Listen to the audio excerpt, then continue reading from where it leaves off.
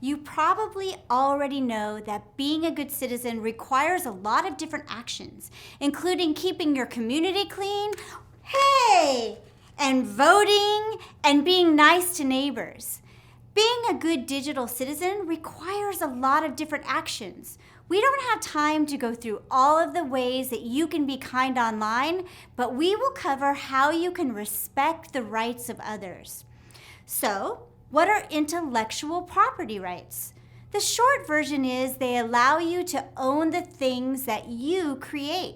So, if you write the next amazing song, like Ariana Grande or the Beatles, no one can use your song without your permission. So how does all of this relate to Screencastify?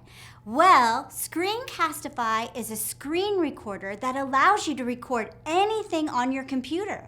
At times, you may want to include a YouTube video created by someone else, art created by a famous artist, or even an interesting article.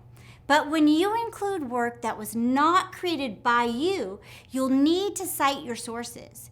Your teacher may have a way they would like you to cite sources, but you should at least mention the name of the author and the publication. With that in mind, let's go install the extension.